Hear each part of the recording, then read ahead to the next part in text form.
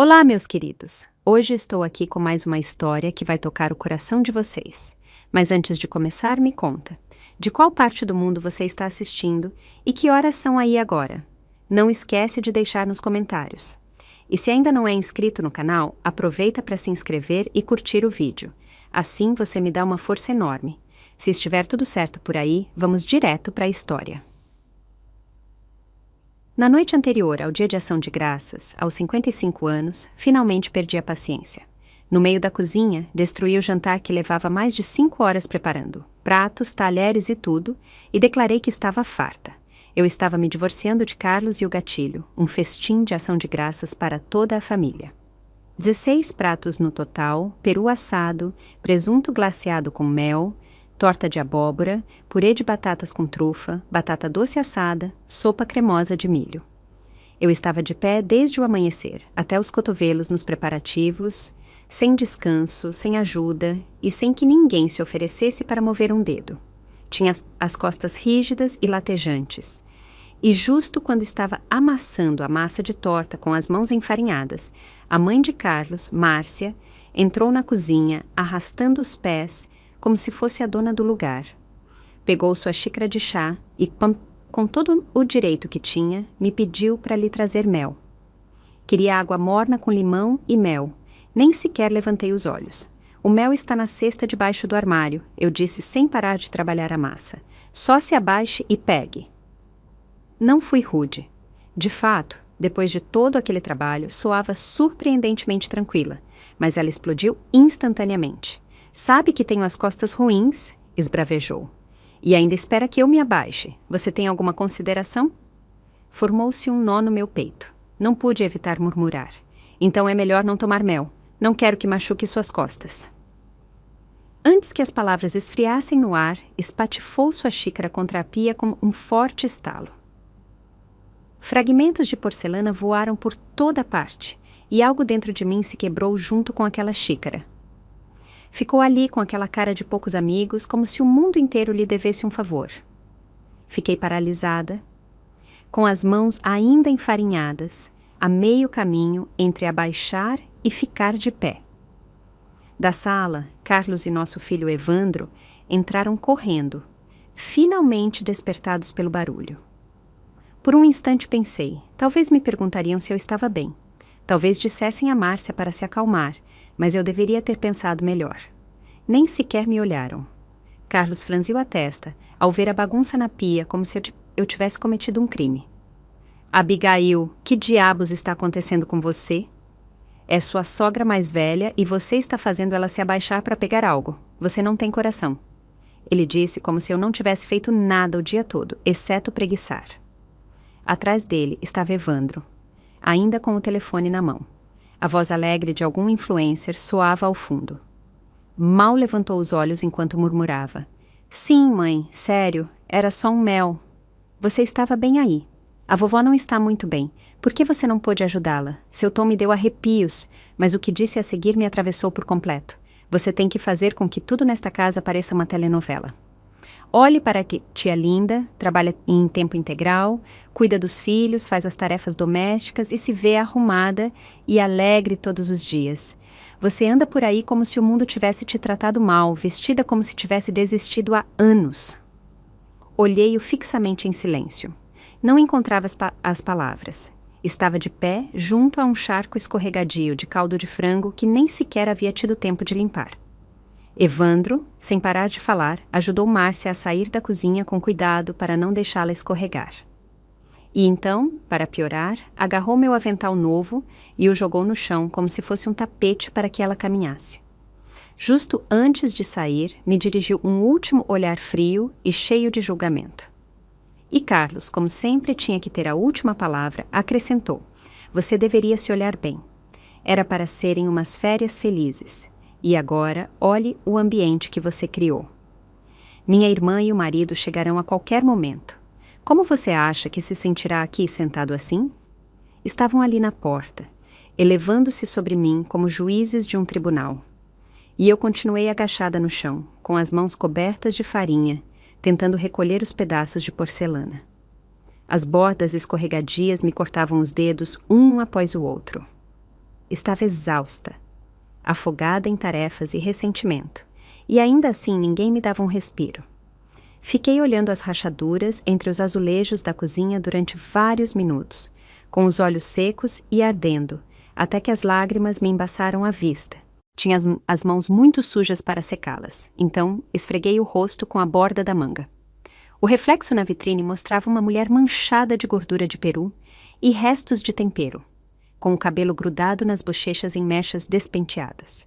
Parecia um fantasma acorrentado ao fogão durante décadas, mas Carlos e Evandro não viram e não lhes teria importado mesmo que tivessem visto. Só lhes importava aquela senhora que podia passar horas jogando bridge, mas que pensava que se abaixar para pegar mel era muito esforço. A nenhum deles importou um pingo que eu estivesse acordada desde as 4 da manhã, assando abóboras, cortando verduras, amassando a massa para a sobremesa. A ninguém importou que eu não tivesse provado um bocado. Enquanto se sentavam para desfrutar da comida, não me sentei com eles à mesa.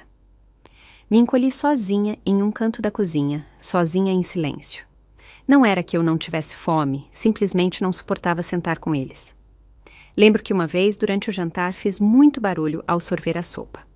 Carlos, em toda a sua autoproclamada glória como ex-aluno de música, franziu a testa de imediato e me olhou como se eu tivesse cometido uma ofensa indescritível. Ali mesmo, diante de todos, disse: "Esse barulho ao sorver é o mais estridente que já ouvi na vida, como unhas em um quadro negro." Nunca mais voltei a comer na mesa com eles, mas nunca pareciam se dar conta. Os 3 seguiam conversando cada manhã enquanto tomavam café da manhã, sobre política internacional e obras de arte que me traziam sem cuidado. Se consideravam classe média educada. Carlos dava aulas de música em uma escola secundária pública. Evandro, apesar de não ter trabalhos fixos, se acreditava escritor independente. E Márcia não parava de lembrar a todos que havia se aposentado de uma companhia de teatro local, como se ainda fosse o tesouro cultural do povo. E eu era só a garota de um povo pequeno que cresceu pensando que trabalharia no centro de atenção local depois do colégio. Um salário decente, um horário fixo, mas depois me apaixonei, escolhi o casamento e passei os seguintes 30 anos presa entre a cozinha e a lavanderia. Claro, com os anos comecei a costurar fazendo colchas e jogos americanos sob medida para os vizinhos. Ganhava umas centenas de dólares por mês, talvez mais nos meses bons, mas para eles era só um passatempo bobo, algo que mal valia a pena mencionar. Mas deixe-me dizer, este suposto trabalho de dona de casa não era nada fácil. Por exemplo, o café da manhã. Carlos insistia em suas bobagens baixas em carboidratos, peito de frango grelhado com quinoa. Evandro queria algo contundente, como ovos mexidos com manteiga e torradas. Márcia exigia que sua aveia fosse purê. Isso significava 3 bocas de fogão acesas ao mesmo tempo, 3 viagens à geladeira cada manhã. Às vezes, enquanto cozinhava, cortava tecido para um pedido e se perdia a noção do tempo, algo queimava. E o que recebi em troca? Nenhuma única palavra de compreensão, só Carlos zombando. Nem sequer você consegue lidar com isso. Para que mais você serve, além de comer? Márcia intervinha no momento justo. Poderia, por favor, não parecer tão miserável o tempo todo? Logo pela manhã já me tira o apetite te vendo. E Evandro ficou ali sentado olhando seu telefone, fingindo não ouvir nada, como se fosse perfeitamente normal que tratassem assim uma mãe. Com os anos ouvi tantas palavras cruéis que comecei a acreditar nelas. Talvez eu fosse realmente inútil. Talvez eu não fosse boa o suficiente. Não cozinhava bem, não limpava bem, não era inteligente nem capaz o suficiente. Mas então me dei conta de que por mais que eu tentasse, sempre encontravam algo para criticar. A sopa estava muito sem graça, a carne estava muito seca, nem sequer esfregava o chão direito. Uma e outra vez me tratavam como uma criada que nunca cumpria suas expectativas. E de alguma maneira, entre tantos ciclos de broncas e decepção, cheguei ao último mês de outro ano. Foi então que o compreendi. Eu estava ainda 30 anos à frente desta casa. 30 anos. Olhei para minhas mãos ressecadas e ásperas por décadas de detergente e água quente. E um pensamento me ressoava na mente. O que mais eles querem de mim? Para quando terminaram de comer e deixaram os garfos, finalmente saí dessa confusão. Me apressei a recolher os pratos, pensando que ao menos deveria comer algo para aguentar, mas a panela grande de água para a churrasqueira já estava fervendo no fogão. Não tive outra opção. Deixei os pratos, me virei e voltei a cozinhar. As horas transcorreram como um raio, e para quando voltei a levantar os olhos, o relógio da cozinha marcava as 3 da tarde. Senti um nó no estômago, como se alguém o tivesse agarrado com os punhos. Um suor frio me corria pelas costas em ondas. No entanto, a comida ainda estava longe de terminar. As 2 filhas de Márcia chegavam de carro de fora do estado com suas famílias para uma grande reunião de ação de graças. Assim que soube da notícia, seu rosto se iluminou como se fosse Natal. Não demorou 1 segundo sequer para declarar que precisaríamos de um jantar completo de 16 pratos, todos escolhidos por ela. Claro, peru assado, presunto glaciado com mel, purê de batatas com trufa, torta de abóbora, feijão verde assado com queijo. A lista era interminável. Não podia lidar com tudo isso sozinha. Formou-se um nó no meu peito e me virei para Carlos, pensando que talvez, só talvez, ele pudesse sugerir pedir comida para a viagem este ano, só para aliviar um pouco a carga. Mas no momento em que nossos olhares se cruzaram, seu rosto se escureceu. Nos 30 anos que éramos casados, ele não me ensinou muito, mas algo que tinha aprendido a dominar era interpretar seus estados de espírito. Aquele olhar sombrio e trovejante dizia tudo. Não precisava que ele falasse, ele não permitiria, então mordi a língua e assenti. Aceitei fazer tudo, mas não sou de aço. Organizar um banquete natalino completo, sozinha, é um pesadelo. Só de preparar o peru e o enorme pedaço de presunto me doía as costas e ainda restavam 1 dúzia de pratos para fazer. O tempo escapava. A cozinha estava tão quente que me arrepiava aí a cabeça e o coração me batia como um animal enjaulado. E Márcia não só não moveu um dedo, como piorou tudo. Se você pedia para ela pegar o mel sozinha, ela ficava histérica e quebrava uma xícara. Carlos e Evandro não eram melhores. Não a ajudaram, não a acalmaram. Em vez disso, se voltaram contra mim como se eu fosse o problema. Nesse momento, algo dentro de mim fez clique. Não importava se eu servisse esta família durante 30 ou 50 anos. Nunca estariam satisfeitos. Eu não era parte da família, apenas uma criada medíocre que sempre descumpria suas expectativas. Podiam sentar na sala rindo e revisando seus telefones, conversando sobre seus planos para a ação de graças, completamente desconectados. Nem uma única vez lhes passou pela cabeça que eu estava aqui de volta, suando, faminta e andando com pés de plumo, tentando não estragar nada. E a verdade é que eu já havia tido o suficiente, absolutamente o suficiente. Na sala, Márcia estava sentada naquele velho sofá de couro com Carlos e Evandro a ambos os lados, animando-a como se fosse uma criança inquieta. Não precisava me aproximar mais para ouvir o que diziam. Sempre eram as mesmas bobagens recicladas. Carlos começou primeiro com voz suave, como se não quisesse perturbar a paz.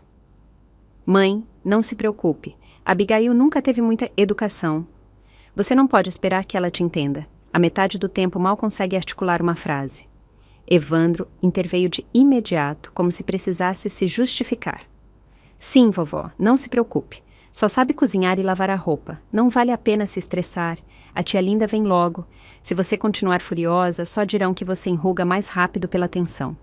Sua pequena atuação pareceu funcionar.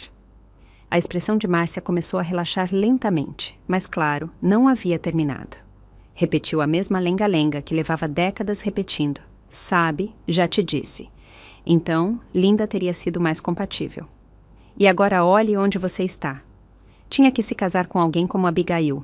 Inculta, combativa. Peço ajuda e se põe furiosa. Bravo, Carlos. Carlos abriu a boca para dizer algo mais, mas não me importei em ouvi-lo. Nem sequer me dei ao trabalho de olhar para o rosto dele. Já sabia o que viria depois. Provavelmente um suspiro seguido de me casar com ela foi o maior erro da minha vida.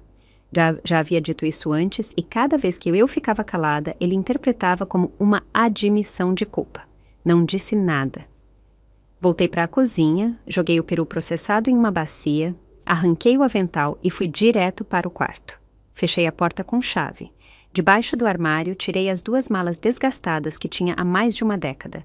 Uma já estava cheia, roupas, botas de inverno, creme para as mãos E meu velho telefone flip, a última mostra de resistência em um mundo cheio de smartphones. No fundo, um maço de notas que eu vinha guardando há anos. Pouco mais de R$ 400 economizados pouco a pouco com encomendas de colchas. Fiquei olhando as roupas que havia empacotado, cinzas e pretos opacos e sem vida. Minha mente ficou em branco. Nem sequer lembrava a última vez que havia comprado algo de cor. Então me lembrei. Foi há anos depois de um incidente com Linda. Tínhamos ido a um almoço do bairro com o mesmo vestido roxo brilhante. O meu me caía melhor, sem dúvida. Mas Carlos ficou furioso. Ficou de mau humor a noite toda e depois me esbravejou. Você tem 40 e poucos. Pelo amor de Deus, não te parece ridícula essa cor? Que vergonha! Você realmente acredita que pode competir com ela? Eu acabara de completar 40. Minha pele havia perdido algo de luminosidade. Sim, mas não era muito velha para usar estampas florais nem cores chamativas. Ainda assim, suas seguintes palavras me destroçaram. Pare de se vestir como se fosse um baile de formatura. Dobrei o vestido para sempre aquela noite. A partir de então, meu armário se tornou um cemitério de azul marinho, cinza escuro e preto. Deus, eu tinha sido tão tola. Revisei o armário uma última vez, certificando-me de não ter esquecido de nada, e depois abri a porta do quarto. Já não estavam na sala, provavelmente no andar de cima. Não me importava em descobrir. Levei a mala até a porta principal e voltei para buscar a vazia.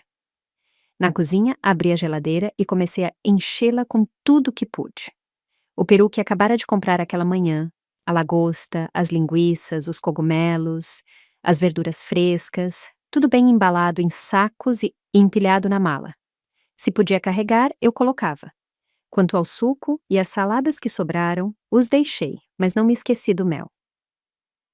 No prateleira superior da geladeira havia um pequeno frasco de mel silvestre que havia mandado buscar.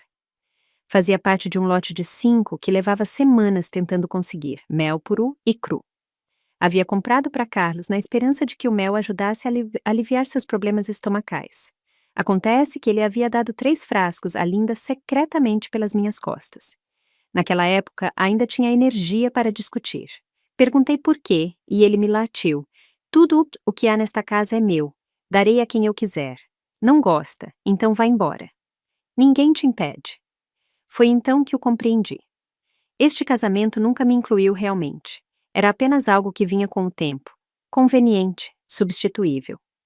Havia estado brincando com a ideia de ir embora por anos, mas o momento em que realmente tomei a decisão foi o dia que minha irmã veio me visitar. Tentou me dissuadir. Me disse que eu já era muito velha para causar rebuliço. Você já passou da metade. Para que passar por tudo isso? O que dirá a gente? Olhei-a diretamente nos olhos e lhe disse: não tenho medo. Assim que mudou de tática e mencionou Evandro. Evandro nem sequer está casado. Se você for agora no meio de tudo isso, concorda que repartir e tudo, como ele vai encontrar alguém? Nenhuma mulher quer entrar em um lar desfeito. Evandro era meu filho. Eu o criei sozinha. E embora ele tivesse se tornado frio e cruel, o coração de uma mãe não se apaga assim como assim. Hesitei. Ela pressentiu e pressionou com mais força. Só espere mais alguns anos. Uma vez que ele se tenha estabelecido, poderão seguir caminhos separados. Não seria mais fácil? E eu estupidamente aceitei. Muitas vezes me perguntei se esses 5 anos foram em vão. Talvez, mas também sei que foram suficientes para esgotar até a última gota de esperança que me restava. Agora, por fim, já não tenho esperanças. Estou pronta para viver por mim. Evandro e Márcia irromperam pela porta principal, rindo de algo que não me importei o suficiente. Se jogaram no sofá como se nada no mundo existisse além deles 3. Nenhum dos 2 me olhou, e muito menos notou as 2 malas cheias ao meu lado. Tiraram seus telefones e se submergiram em suas redes sociais como se eu fosse um móvel a mais. Carlos entrou por último com uma caixa térmica grande. Deixou-a sobre a mesa da sala de jantar e finalmente me olhou. Seus olhos se detiveram um instante, o tempo suficiente para registrar minha presença, mas depois voltaram para sua familiar expressão de superioridade. Franziu a testa e latiu. São caranguejos australianos recém-chegados. Quero todos no vapor. Anda logo, não se demore como sempre. Logo estarão aqui para jantar. Assim que isso era o que estavam fazendo, recolheram um pedido. Olhei para Carlos pela primeira vez. Minha voz não tinha o tom de submissão habitual. Era fria e monótona. Esse jantar você não terá esta noite. Carlos piscou desconcertado. Então, instintivamente, elevou a voz. Que diabos isso significa? Pare de ficar aí parada e vá cozinhar. Olhei-o nos olhos e disse lenta e claramente. Este não é meu trabalho. Não vou fazê-lo. Ele me olhou como se as palavras não tivessem sentido. O que você acabou de dizer? Se você tem fome, vá procurar algo para comer. Dito isso, recolhi-se uma pilha de pratos da mesa. O barulho silenciou toda a sala. A caixa de isopor caiu no chão com um baque surdo, derramando frutos do mar por toda parte. Os caranguejos se esgueiraram para debaixo do tapete e o penetrante odor de peixe encheu o ar. Evandro e Márcia ofegaram em uníssono. O olhar nos olhos deles era de pura incredulidade, como se vissem uma estranha usando meu rosto. Um pedaço de vidro cortou a mão de Carlos e o sangue jorrou instantaneamente. Cerrando os dentes, rugiu Abigail Dawson. Você enlouqueceu. Você sabe sequer o que faz. Se você não quer mais morar nesta casa, vá embora já. Fiquei olhando a raiva retorcida em seu rosto com minha própria voz tranquila, quase gélida. Você tem razão. Não quero morar aqui nenhum segundo a mais. Assim que abrirem os escritórios do governo depois das férias, pediremos o divórcio. Não esperei que ninguém respondesse. Agarrei as alças das minhas malas e me dirigi à porta. Atrás de mim, alguém gritou. Uma xícara caiu no chão. Eu soube. Então, finalmente, haviam entendido. Não era uma birra, não era uma atuação. Era real. Evandro correu atrás de mim e arrancou uma mala da minha mão. De pé na porta, me fuzilou com o olhar. Mãe, que diabos está acontecendo com você? Você realmente vai fazer essa palhaçada em ação de graças?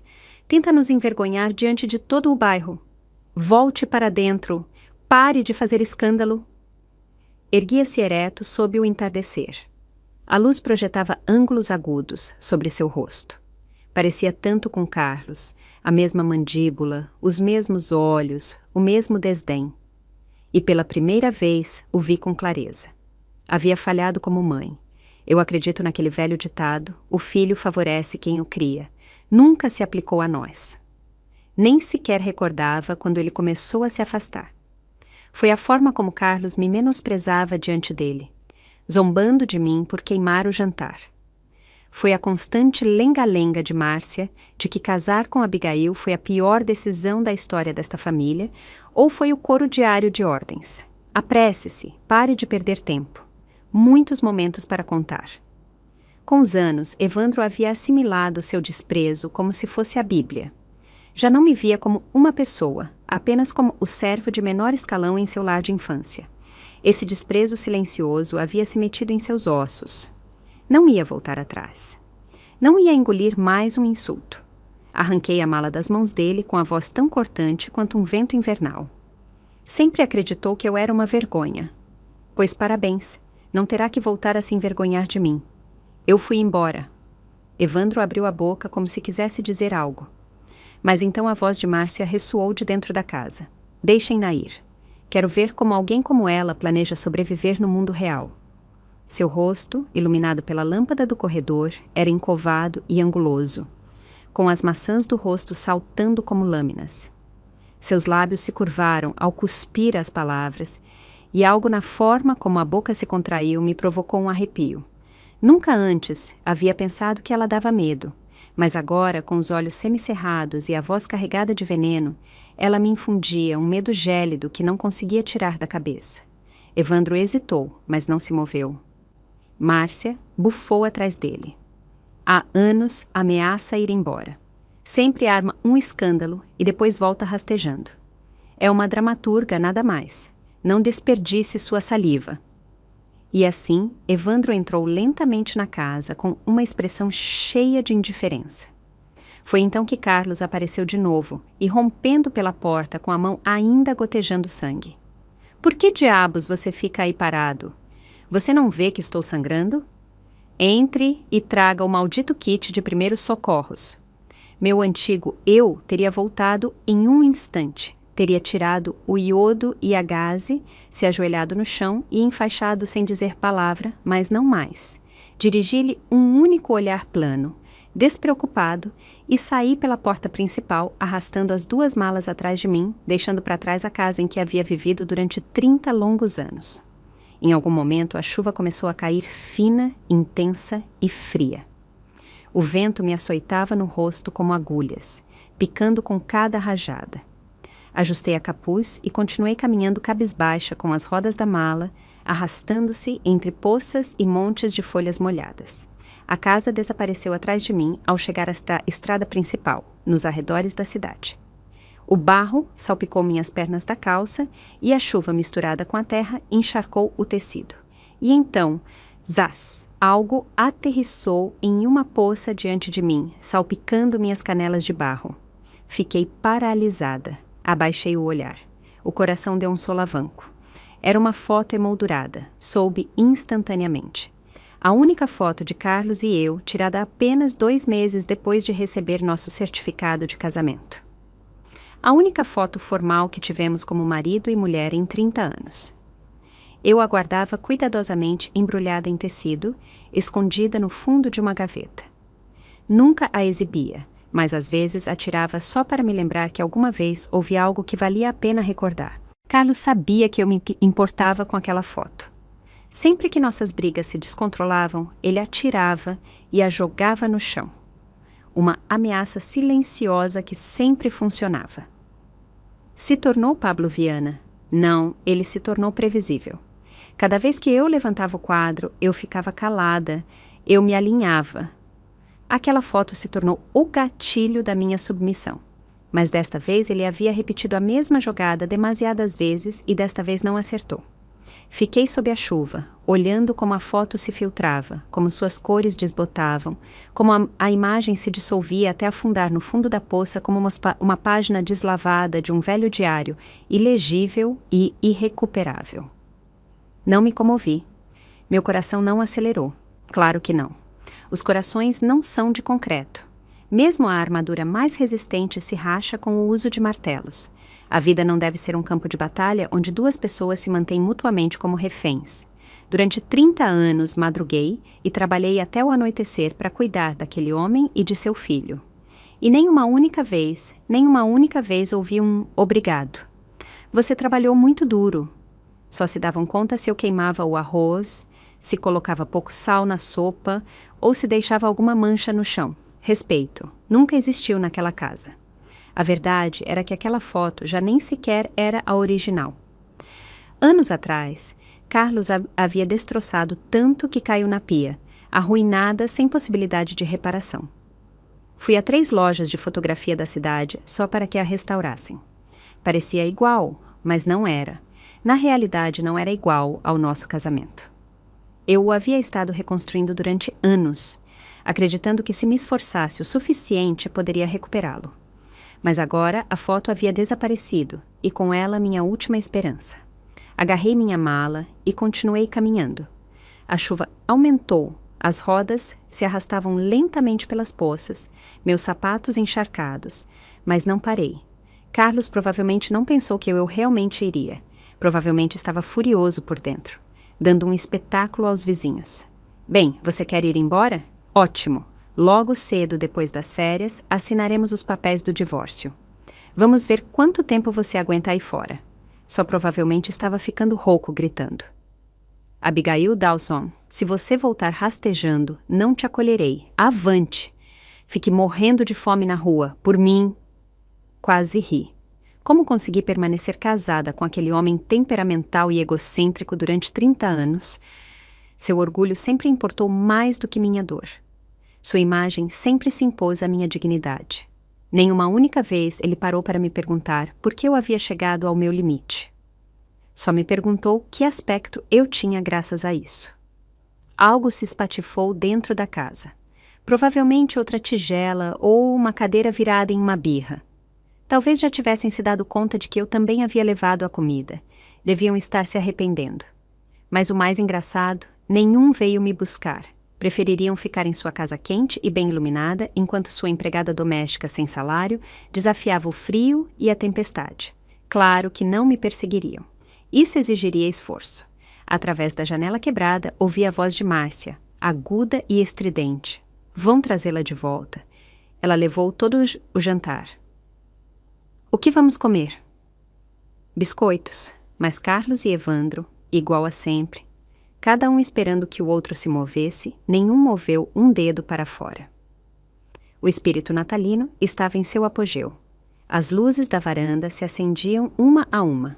Mais adiante, na quadra, ouvia-se música de um alto-falante fora da loja da esquina, uma alegre melodia de ação de graças com o ocasional estouro de uma máquina de pipoca ao fundo.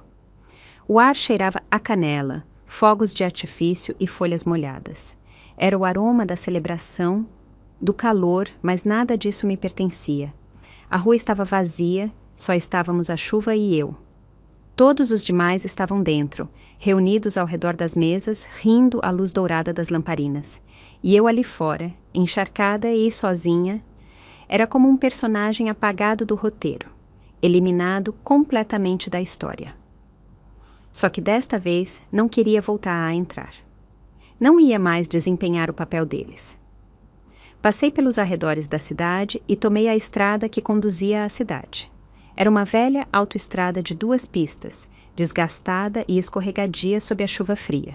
O céu, baixo e pesado, tinha tudo de um cinza opaco que oprimia a terra como um peso. Fiquei de pé ao lado da estrada com 2 malas a meus pés, esperando um carro, qualquer carro, que pudesse me tirar daquele lugar. A maioria das pessoas já teria tirado o celular e pedido um Uber ou um Lyft, mas eu não. Carlos costumava dizer que eu não podia fazer nada, e a verdade é que não se enganava de todo. Mal usava Facebook, Instagram me confundia. Nunca havia visto um único vídeo no TikTok e muito menos havia descoberto como pedir comida em domicílio ou pedir um táxi através de um aplicativo. O telefone que eu segurava nem sequer era meu. Era o antigo modelo de Evandro, que me passou o ano passado quando finalmente se cansou de me chamar de inútil. Havia passado esses anos à deriva tão lentamente que nem sequer notava que o mundo seguia seu curso sem mim. Houve uma época em que, só de sair na estrada, algumas vans de transporte compartilhado paravam e se ofereciam para me levar sem fazer muitas perguntas. Mas agora, mesmo fazer sinais para que alguém parasse parecia algo de outra época. Esperei e esperei. Não passou um único carro. Uma pontada de pânico me invadiu o peito. Claro, era ação de graças. A maioria dos motoristas provavelmente estava em casa a trinchar peru e bebendo vinho com suas famílias. Quem estaria na estrada recolhendo desconhecidos em um dia como este? Por outro lado, a idade adulta não tem férias. Alguém em algum lugar sempre está trabalhando porque não lhe resta outra opção. Talvez minha sorte não tivesse se esgotado de todo. Um táxi amarelo finalmente apareceu ao longe com seus limpadores de para-brisa rangendo de um lado para outro enquanto abria caminho entre a chuva. Seus faróis brilhavam suavemente através da neblina, 2 esferas de calma que iluminavam o pavimento à minha frente. Meu pulso se acalmou. O pânico começou a desaparecer sob o ritmo constante da chuva. Exalei e uma sensação de alívio se formou em meu peito. Então, a porta do táxi se abriu e todo esse alívio desapareceu. E lá saiu Linda Brooks. Linda havia sido minha colega de classe na primária. Também era a namorada de Carlos na universidade. Sua mãe os havia separado à força, alegando que Carlos era muito pobre para merecer o tempo de sua filha. Pouco depois, Linda conheceu um rico magnata de materiais de construção e se casou com ele em outro estado. Mas o destino também não a havia tratado com benevolência. Após dar à luz uma filha, desenvolveu complicações de saúde e depois se divorciou. Criou a menina sozinha durante anos. Finalmente, a vida a trouxe de volta à nossa cidadezinha. Sua filha se casou com um homem do local, cujos pais faleceram jovens, deixando um bebê sem ninguém para cuidar. Linda se mudou para ajudar. Agora que seu neto estava no pré-escolar, Linda havia se adaptado de novo à vida urbana. Vestia-se como uma executiva do centro, indo e vindo com a segurança de uma mulher que nunca havia conhecido as dificuldades. Todas as manhãs, passava desfilando em frente à minha casa de salto alto, batendo no ladrilho encerado, chamando seu serviço de transporte compartilhado. Todas as noites retornava com a bolsa pendurada e o queixo erguido. Sempre me olhava com aquele olhar petulante e vítreo que dizia: "Olhe como me saí bem." como se estivesse absorta em me ver atrás da janela da cozinha, com o avental manchado e o cabelo preso, observando-a desfrutar da luz do dia. A verdade é que eu não sentia inveja. De alguma maneira, até a respeitava. Criar um filho sozinha requer coragem. Essa resiliência não é fácil de conseguir, mas o que sempre me ficou gravado foram suas palavras, dessas que soavam refinadas, mas que me golpeavam como um tapa. E de vez em quando colocava aquela voz fingida de arrependimento e dizia coisas como: sabe, se minha mãe não tivesse interferido naquela época, você nunca teria acabado com Carlos. A audácia. Ela e Carlos eram feitos da mesma matéria. Cada frase parecia uma conversa trivial, mas estava carregada de lâmina, sempre apontando para as partes mais sensíveis do coração. Sabia exatamente qual era o jogo dela. Não se tratava de Carlos, não se tratava de mim, se tratava da sua presença, de me recordar mais uma vez que ela era mais alta, que eu era quem continuava rastejando. Ora, ora, sim que é você, Abigail, disse, colocando-se diante de mim, com a voz tão doce como sempre, impregnada daquela preocupação falsa e familiar. Rebocando todas essas malas em ação de graças. Para que se mudar? Não respondi. Riu suavemente, como se tivesse uma piada particular que eu não entenderia. Não me diga que é por causa daqueles potes de mel que Carlos trouxe outro dia. Ah, Abigail, sério que você deixou que isso te afetasse? Você é muito sensível. Ou seja, você não é como eu, não tem trabalho, não tem renda, não tem ideia de como o mundo real funciona. Você deixou Carlos do que você pensa em viver exatamente. Doar. Olhei-a. Sua maquiagem era impecável. Vestia um casaco de lã carmesim que se ajustava perfeitamente na cintura. Um vestido justo por baixo e botas pretas altas que brilhavam apesar do tempo. Sua bolsa de couro pendia elegantemente de seu pulso. Parecia uma dessas mulheres poderosas que se vêem em séries de televisão. Cada pisar de salto na calçada de pedra ressoava como se ela fosse grande demais para esta pequena cidade. Mas eu sabia melhor. Sua agudeza não era orgulho pela conquista. Era o tipo de presunção que emanava de nunca renunciar à necessidade de se sentir superior a mim. Ela permaneceu de pé sob a chuva, com um olhar fixo em mim, como se eu fosse um desastre encharcado, raspado da calçada. Sua voz ainda estava impregnada de xarope, artificial e enjoativa. Eu estava de pé com minha parca encharcada pela chuva, com o capuz torto pelo vento e a água gotejando sem parar das pontas do meu cabelo, mas pela primeira vez não senti frio algum. Olhei-a nos olhos e disse, tranquilo como a água: você tem razão, não sou como você. Ela piscou por um momento, surpresa. Não sou das que se disfarçam para o mundo nem tramam a portas fechadas. Você gasta cada grama da sua energia em aparentar sucesso, mas não se engane que você chegou onde está só por determinação. Depois do seu divórcio, sua família te ajudou na sua queda. Mostrou alguns sorrisos e alguém te conseguiu um trabalho. Você anda por esta cidade como se fosse bom demais para olhar nos olhos de qualquer um. Me aproximei e olhei suas botas lustradas antes de soltar uma risada suave e seca. Não sou assim. Fiquei em casa todos estes anos e deixei que a vida me desgastasse, mas criei meu filho. Cuidei da mãe de Carlos durante 3 décadas. Desde esfregar pratos até arrumar torneiras pingando, desde febres da meia-noite até compras no meio de tempestades de neve, fiz tudo. Posso não saber usar seus aplicativos sofisticados, nem fazer uma selfie no escritório com o texto liado hoje.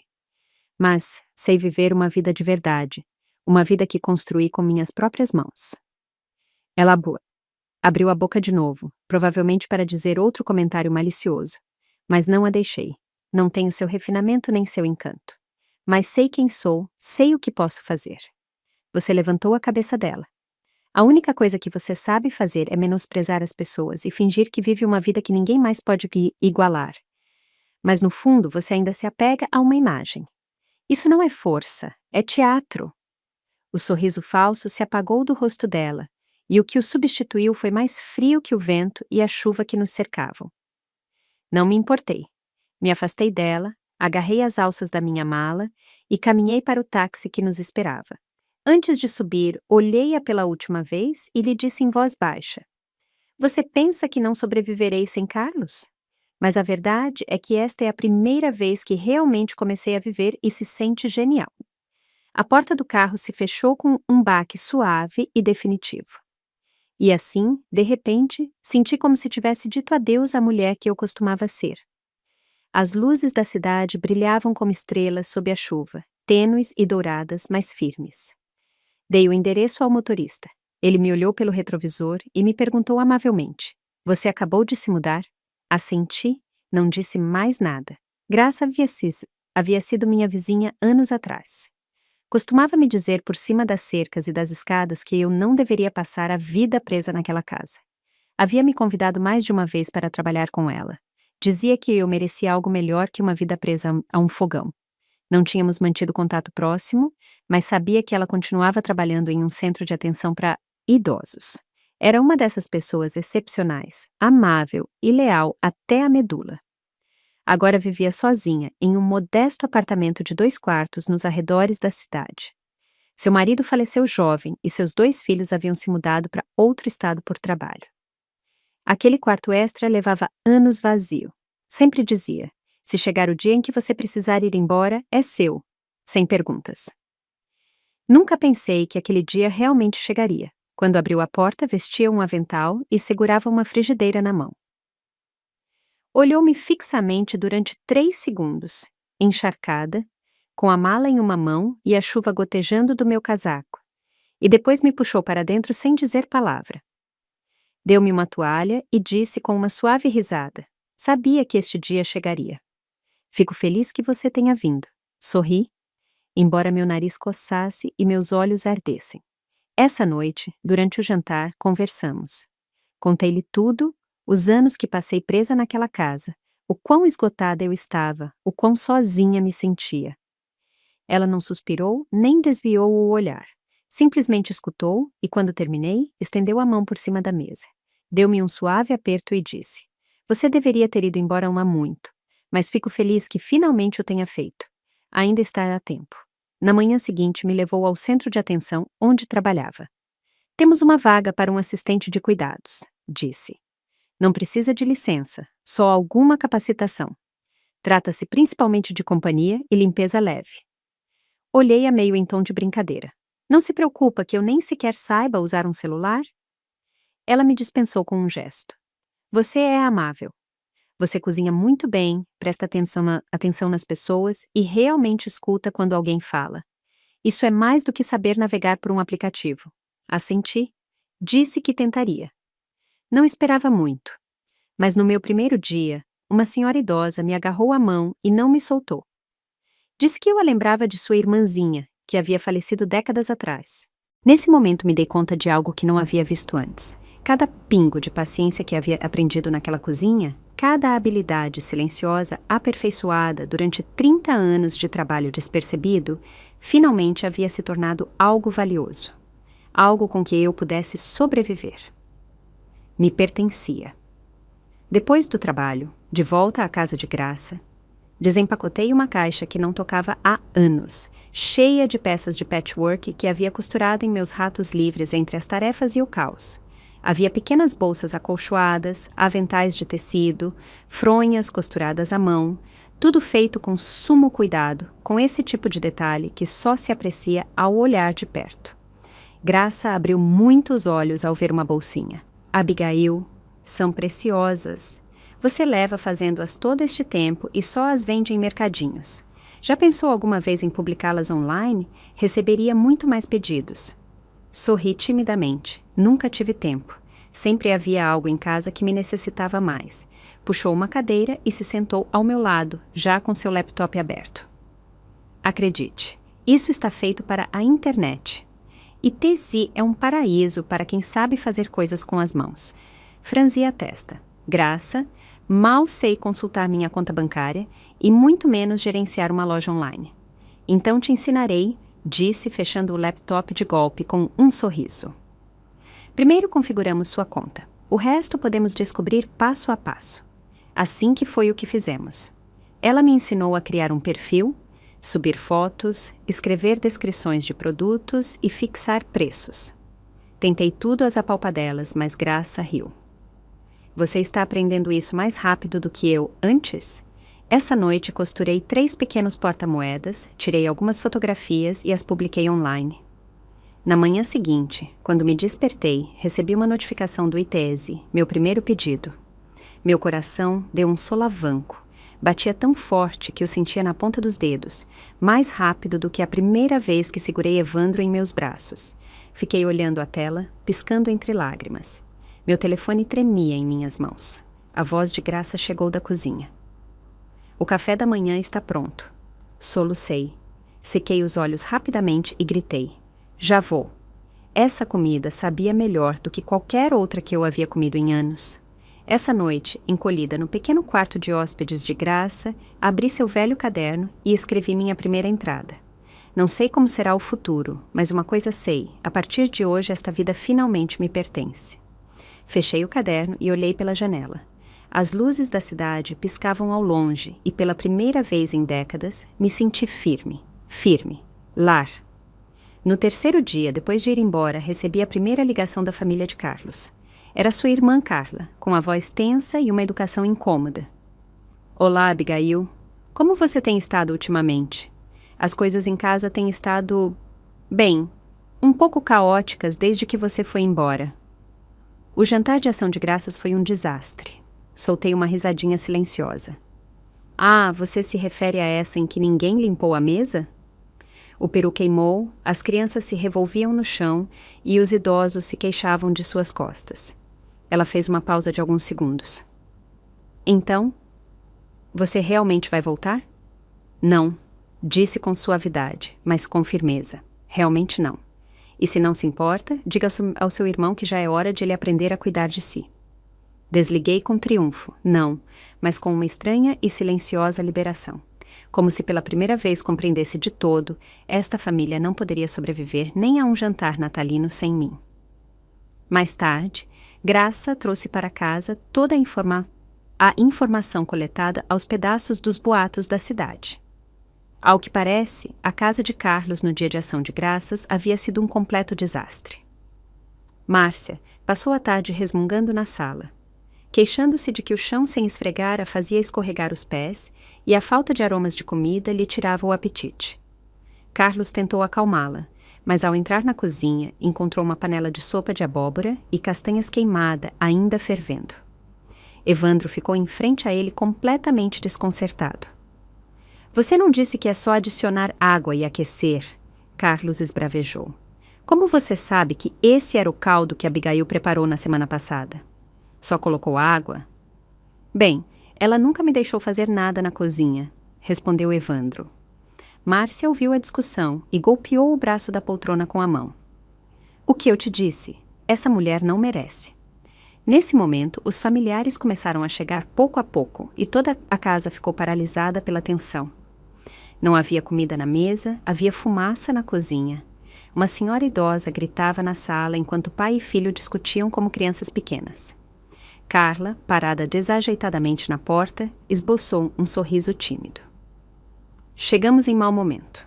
Justo a tempo, Linda entrou com desenvoltura e precisão, carregando 2 caixas de tortas só para que Carlos provasse. Observou a cena de desastre com olhos arregalados e encantados, mas não disse uma palavra. Carlos estava jogado no sofá com o rosto sombrio e silencioso. Linda sentou-se ao lado dele com a voz repentinamente suave. Não leve para o lado pessoal. A vida segue, com ou sem gente. Se de verdade precisa de ajuda, estou aqui por um tempo. Posso ajudar você a superar este momento. Claro, ao dizer ajuda, se referia a que se mudou. Graça me contou toda a história depois do trabalho, tirando o cachecol e os sapatos, como se não pudesse esperar para me contar a fofoca. Adivinhe o que Linda tem feito desde que se mudou? Não está limpando, isso é certo. A primeira coisa que fez foi levar Márcia ao spa de sua amiga para um facial. Depois, substituiu todo o mel que você deixou na geladeira. A mudou como se nunca tivesse existido. Ri em voz baixa, ainda costurando as bordas de uma almofada de tecido. Linda nunca foi das que aceitam as perdas com calma. Graça sorriu com suficiência e, além disso, tem estado muito falante. As meninas do almoço disseram que ela tem estado dizendo que você é ingrata, muito sensível e muito velha para estar fazendo birras.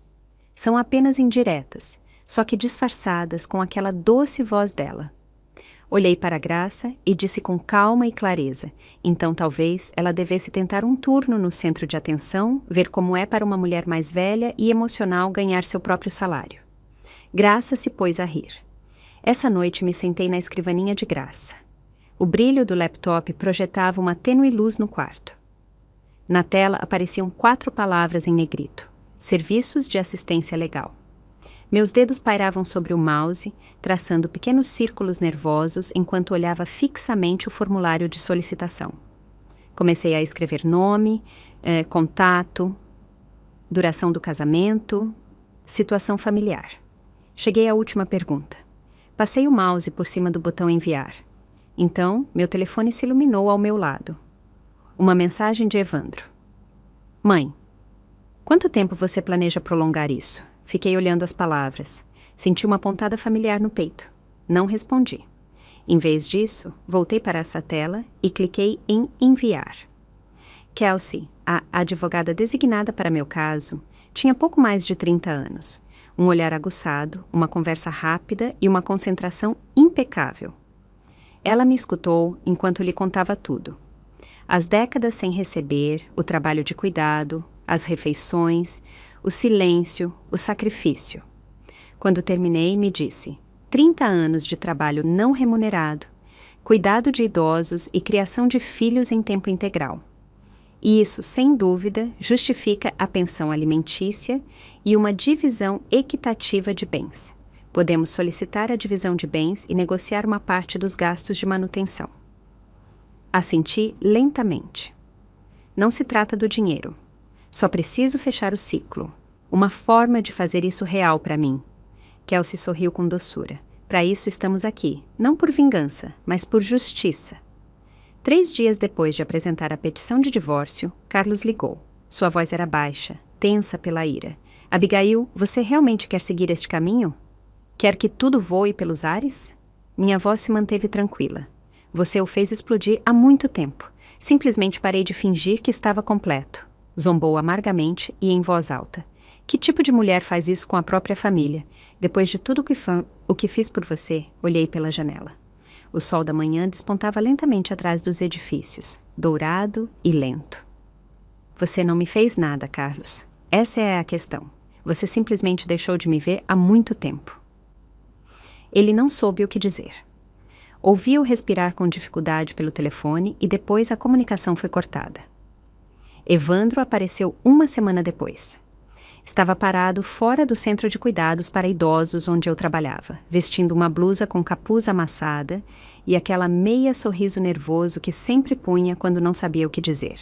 Ei, não vim brigar. Só queria te ver. O levei para dentro, o sentei na sala de descanso e lhe servi um copo de água morna. Ele olhou ao redor e seus olhos pousaram nos coloridos tapetes acolchoados na parede e nos brilhantes almofadões de patchwork no sofá. Você fez tudo isso, sentiu. Piscou. Pensei que você só sabia cozinhar. Sorri levemente. Isso seu pai sempre dizia. Isso não o tornava verdade. Ele não discutiu. Simplesmente ficou ali sentado, segurando a xícara, virando-a. A casa é um desastre, disse em voz baixa. Tudo desmoronou quando você foi embora. Fiquei em silêncio. Ele ficou olhando a água em seu copo. Você realmente tem que se divorciar? Estudei seu rosto, a hesitação, a fadiga, a pequena rachadura em sua segurança. Então disse, seu pai não sabe nem lavar uma máquina de lavar. Diga-me, você acha que alguém assim merece o resto da minha vida? Aquilo lhe caiu como um tapa, baixou o olhar e não voltou a falar. Soube que algo nele havia mudado. Não por nada que eu tivesse dito, mas porque finalmente havia começado a viver sem a mulher que sempre havia dado por certa. Ainda assim, seu despertar não me comoveu. Não mais. Essa versão de mim, a que esperava compreensão, a que ansiava por validação de alguém, havia ido embora e eu não a sentia falta. Nunca imaginei que o processo de divórcio se desenvolveria com tanta fluidez. Kelsey era aguçada e eficiente, enquanto Carlos, fiel ao seu estilo, se demorava. Não é que ele não estivesse preocupado, ele estava, mas no fundo continuava sem acreditar que eu pudesse levar isso a cabo. Não de todo. A seus olhos, eu ainda era aquela mulher de avental, uma cesta de compras em uma mão e uma concha de sopa na outra. Sem ele, seria como um feijão seco em uma panela vazia, sem calor, sem som, sem valor, mas ele estava errado. Uma vez que saí daquela casa, de verdade, me dei conta de algo que não me atrevia a acreditar há anos. Nunca fui incapaz de viver uma boa vida. Simplesmente nunca me haviam dado o espaço para tentar. Uma tarde, entrei em uma pequena sapataria do centro e tomei meu tempo olhando. Pela primeira vez em 3 décadas, estava escolhendo um par de sapatos só para mim. Durante os últimos 30 anos, todos os pares que havia tido haviam sido um dos achados de desconto de Carlos, sapatos usados de Márcia, que ela declarava ainda perfeitamente usáveis. Sorri, lhes agradeci e usei o que me deram, mas aquela semana havia vendido mais de 10 artigos artesanais no mercado de fim de semana. Minhas pequenas bolsas de patchwork e minhas fronhas decorativas haviam tido mais sucesso do que eu esperava, e tinha dinheiro, meu dinheiro. Assim que comprei uns sapatos baixos de couro marrom suave, nada sofisticado, nada estridente, simplesmente confortáveis, bem feitos e meus. Ao calçá-los, senti como se envolvesse meus pés cansados e calejados em uma espécie de silenciosa dignidade. De pé, no reflexo da vitrine, vi uma mulher que não se conformava, que não economizava para ninguém, que não sobrevivia. Vi alguém que finalmente estava gastando dinheiro não para sobreviver, mas para ganhar autoestima. E eu sabia que entraria em minha nova vida com aqueles sapatos. O trabalho no centro de atenção também estava ganhando ritmo.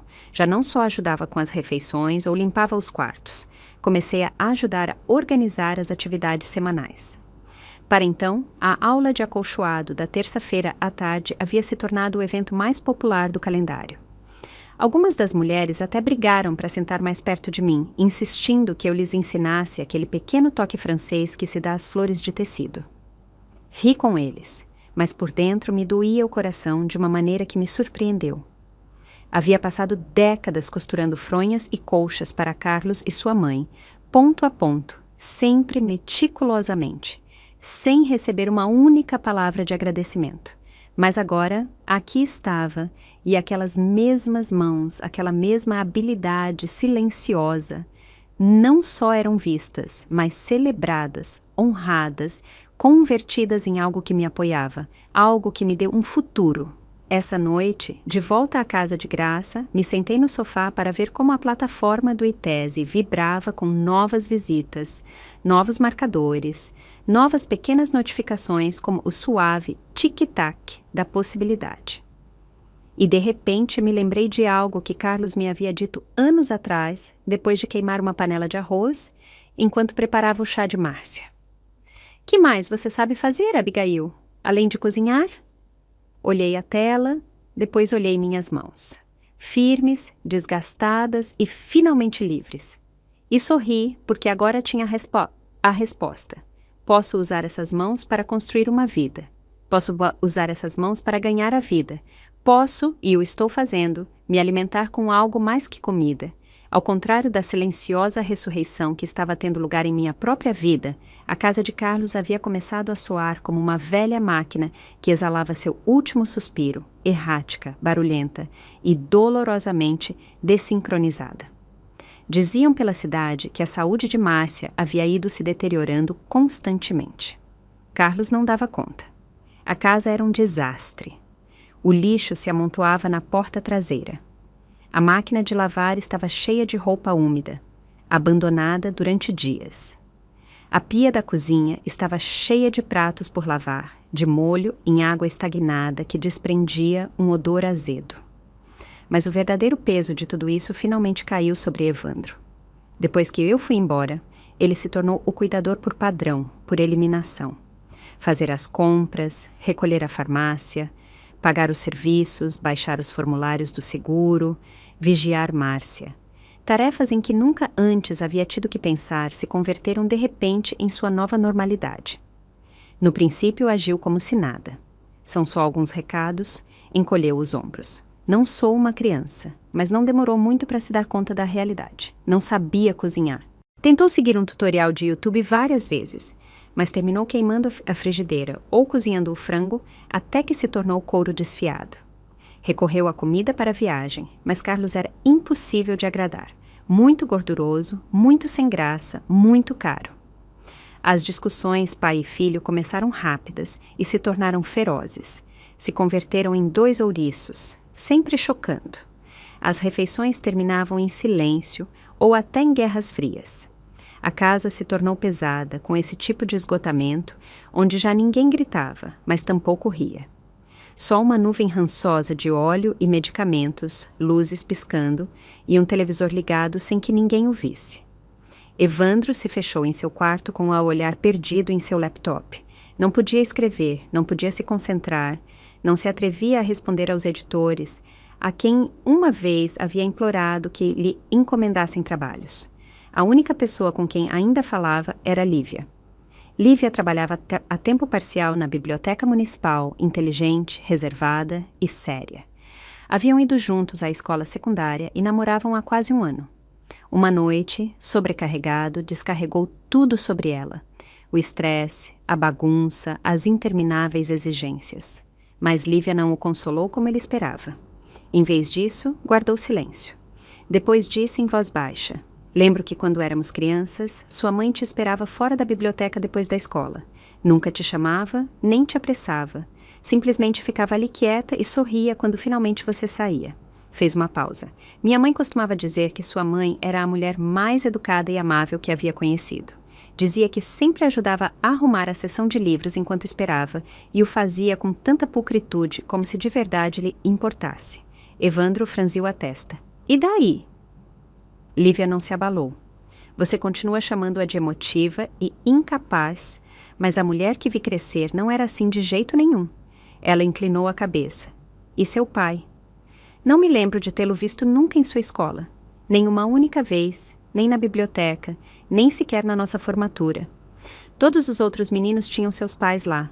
Você, sua mãe se sentou sozinha na última fila. Suas palavras caíram como água fria na cabeça. Nunca havia pensado nisso assim. Nunca havia parado para se perguntar se talvez, só talvez, sua mãe havia sido alguma vez serena, digna, inclusive admirada. Se talvez a mulher a quem ele descartava por irracional e passiva simplesmente havia sido desgastada por décadas de rejeição, carga e abandono. Lívia baixou o olhar e ajustou o cachecol. "Não te culpo." Só hesitou um momento e depois disse: "Não quero ver você terminar como seu pai, tão convencido de que tem razão, que arruína sua vida por nunca se questionar." Ela não rompeu com ele, não lhe suplicou, simplesmente o olhou e lhe disse: "Você tem que decidir quem você quer ser." Evandro caminhou sozinho para casa essa noite, com o vento atravessando sua blusa como se fosse gelo. Metou as mãos nos bolsos e sentiu algo amassado dentro. Era uma lista de compras amassada, a de Márcia daquela manhã. Se deteve. Ficou ali na calçada, sob a luz piscante da lamparina, e pela primeira vez em anos recordou como costumava deixar notas na mesa da cozinha antes de sair para fazer recados. Coisinhas. Nos faltam ovos. Não esqueça os medicamentos para o estômago de seu pai. Nunca lhes havia prestado atenção então, mas agora voltaram com detalhes nítidos e surpreendentes. Na manhã seguinte, me ligou pela primeira vez desde a apresentação da ação de divórcio. Sem gritos, sem culpa, sem reproches, apenas uma frase: "Mãe, agora eu entendo. O que você fez todos esses anos não foi fácil. Você o fez muito bem." Não respondi porque algumas palavras não necessitam resposta. Sua frase não foi uma desculpa, foi algo mais duro, algo mais importante. Foi a primeira conversa honesta que teve com sua própria vida. A primeira vez que realmente viu o sacrifício que eu costumava fazer. A vida de Carlos, por outro lado, desmoronava dia a dia. Quando o tribunal concedeu oficialmente o divórcio, sua expressão era acinzentada, apagada, fria e rígida. Kelsey gerenciou tudo com precisão impecável. Não fiz exigências desproporcionadas, apenas pedi uma divisão justa dos bens e a devolução de uma certa quantidade de economias conjuntas que havia desaparecido misteriosamente de nossas contas. Carlos insistiu que o dinheiro havia sido gasto há muito tempo em despesas comuns do lar, mas quando lhe mostrei os extratos bancários e os registros dos cartões de crédito, algo em seu rosto se quebrou. Linha por linha, a verdade ficou ao descoberto. As taxas mensais de um spa de beleza de luxo, em nome de Linda, alguns casacos italianos e bolsas de grife comprados com o cartão de crédito secundário de Carlos. Inclusive a anuidade de membresia de uma vinícola boutique em outro estado, onde uma das velhas amigas de Linda organizava degustações e retiros, havia saído da conta de Carlos. De fato, ele acreditava que eram despesas domésticas compartilhadas. Linda lhe havia dito que estava melhorando o ambiente de sua casa e se dando um mimo de vez em quando depois de todo o seu esforço emocional. E ele havia acreditado palavra por palavra. Mas justo depois de terminar o julgamento, Linda anunciou que tinha alguns assuntos a tratar fora do estado. Empacotou rapidamente, sem deixar nenhuma nota, nem sequer um fio de cabelo solto no banheiro. Sua saída foi tão fluida que era evidente que o havia planejado desde o princípio. Ao sair, inclusive levou o último frasco de mel silvestre que havia deixado na geladeira. Carlos entrou em pânico, a chamou furioso. "O que diabos eu era para você?" Linda riu entre dentes, suave como seda. "Não pareceu te importar quando a taxa foi enviada, Carlos. Você disse que era generoso. Você disse que era voluntário, lembra?" "Você me deve uma", gritou. Voltou a rir, desta vez com mais leveza. "Então, considere uma lição. Lição aprendida." Desligou. E assim se foi, como se nunca tivesse existido. Foi então que ele compreendeu. No mundo de Linda, ele só havia sido uma escala, um ponto intermediário entre a comodidade e a oportunidade. Pensou que me perder significava liberdade, opções, mas o que encontrou foi alguém mais astuto que ele, alguém que sabia como se livrar de um homem sem sequer levantar a voz. 2 meses depois do divórcio, Carlos se mudou da casa de 2 andares que uma vez chamamos de lar. Márcia foi transferida para um centro de cuidados para idosos nos arredores da cidade. De vez em quando, ele a chamava de lá, queixando-se de que ninguém vinha visitá-la, de que ninguém tinha tempo para sentar a conversar. Mas Carlos não tinha forças para consolá-la. Mal se sustentava, afogando-se em seu próprio desastre. Não restava ninguém em quem se apoiar. Não restava ninguém a quem culpar e, claro, não ficou ninguém para limpá-lo. Por minha parte, a vida já se havia assentado em algo estável, tranquilo, mas profundamente meu. Depois que os pedidos do ITESE começaram a chegar com regularidade, segui a sugestão de Graça e solicitei um pequeno apartamento no centro da cidade, a apenas 5 minutos a pé da casa dela. Não era grande, só um quarto e uma sala de estar, mas a luz do sol entrava a raiar pelas janelas pela manhã, quente e dourada. Junto à janela havia uma mesa de madeira que eu mesma havia resgatado e lixado, agora repintada em suaves tons de creme. Havia se convertido em meu pequeno posto de trabalho, onde cortava tecido, costurava encomendas e às vezes simplesmente me sentava com uma xícara de chá e um caderno aberto. As cortinas eram feitas à mão, feitas com retalhos de roupa velha que alguma vez pensei que nunca voltaria a usar. Na geladeira sempre havia um par de frascos da minha geleia caseira e o sofá estava decorado com almofadas que eu havia costurado em quentes tons de ar. Em um canto havia um pequeno livro contábil onde anotava vendas, pedidos e despesas. Não era grande coisa, mas era meu reino. Graça e eu seguíamos compartilhando posto no mercado de artesanatos do fim de semana. Com o tempo nos acostumamos, nos ajudávamos mutuamente com os expositores, conhecíamos outros artesãos e forjávamos uma rede de clientes habituais. Alguns vinham pelos caminhos de mesa de tecido, outros faziam pedidos de presentes de casamento personalizados e me diziam que havia uma espécie de calor em meu trabalho que não encontravam em nenhum outro lugar. Algumas noites me sentava na pequena varanda com uma xícara de chá vermelho, sentindo como o sol se punha atrás dos telhados. Escutava latir o cachorro do vizinho. Via a família da frente jantar no pátio, a seus filhos perseguindo-se ao redor da fonte e as risadas ressoavam como suaves sinos no ar. Simples, pacífico, grátis, uma vida que jamais havia me atrevido a imaginar que pudesse me pertencer. Evandro também começou a aparecer de vez em quando, não com a culpa o sobrecarregando, mas com um respeito discreto que havia se enraizado com o tempo. Agora sempre escrevia com antecedência. Você se importaria se eu passasse? E quando vinha trazia coisinhas. Uma caixa de biscoitos que ele mesmo havia assado, um velho livro de arte que havia encontrado na biblioteca. Já não me chamava de mãe, como se fosse uma cobrança. O dizia como um título que agora honrava, como se eu fosse alguém cuja presença ele precisava ganhar. Sentava-se na beirada do sofá e perguntava: você acha que este enfoque do ensaio funciona? Ou você pensou em um tema festivo para sua loja? Às vezes, inclusive. Lembro que uma vez você fez uma saia de patchwork. Quer que eu te ajude a procurar as amostras de tecido antigas? Já não tentávamos interpretar papéis que já não nos correspondiam. Não havia dívidas a saldar, nem desculpas a pedir. Apenas duas pessoas que haviam superado uma tempestade e agora juntas aprendiam a caminhar de novo, desta vez com respeito mútuo. Um dia, ao sair, se virou para a porta e disse: mãe, você está melhor do que nunca. Eu digo sério. Fico muito feliz por você. Não disse muito. Apenas sorri com o coração cheio daquele orgulho que não necessitava se expressar em voz alta. Bastava-me vê-lo crescer. Não tinha planos de me apaixonar de novo. Não queria que me resgatassem. Tinha meu ofício, meu trabalho, uma renda estável, uma amiga que me apoiou quando eu não tinha nada e um filho que pouco a pouco aprendia a me ver como realmente eu era. E isso foi mais do que suficiente. E chegamos ao fim de mais uma linda história. E você, o que sentiu ao ouvir essa história? Estou ansiosa para ler seus comentários, pois cada palavra de vocês tem um valor enorme para mim.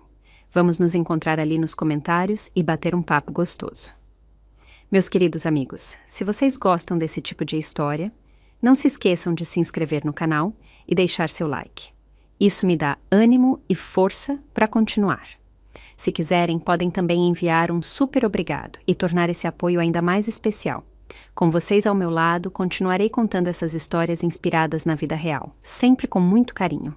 Um abraço apertado para cada um. Que bom que vocês existem.